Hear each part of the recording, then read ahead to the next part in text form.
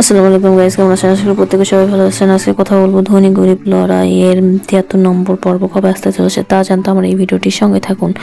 তো চলুন শুরু করা যাক। ৭২ নম্বর পর্বে কি হয়েছে। ৭২ নম্বর পর্বে দেখা গিয়েছে যে মোল্লা সাহেব পুলিশ নিয়ে আসে সোহাগদের বাড়িতে এবং সোহাগদের বলে তোমরা বাড়ি ছাড়া করো। পুলিশ সোহাগদেরকে বাধ্য করে বাড়ি ছাড়া করতে এবং ওদিকে দেখা যায় রতন এবং তার বিয়ানের সাথে বিয়ান তাকে ফাঁসানোর চেষ্টা করে।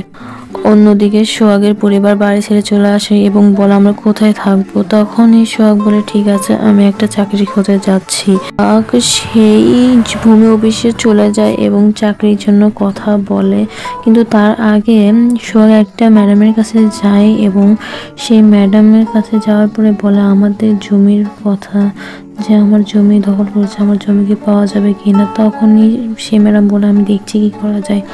তারপর সেই মোল্লা সাহেব তার ভাগনাকে বলছে আমি তোকে টাকা দিব, 1 লাখ টাকা, তুই এখান থেকে সরে যা, চুপ করে থাক, তোর বাবার কথা শুনিস না। তখনই সোহাগ তার ভূমি অফিসে যায় এবং চাকরির জন্য লক দেয় এবং চাকরিটা পেয়ে যায়। অন্যদিকে দেখা যায় রতন এবং রতনের বউয়ের সংসার ভাঙার জন্য রতনের বিয়ান এসেছে তাকে কান মরা দিতে। তো এখানে দেখা যায় যে মোল্লা সাহেবের ভাই, কিন্তু মোল্লা সাহেবের দিকে না। তো এখানে তাদের মধ্যে অনেক ঝামেলা হবে দেখা যাবে ৭৩ নম্বর পর্বে।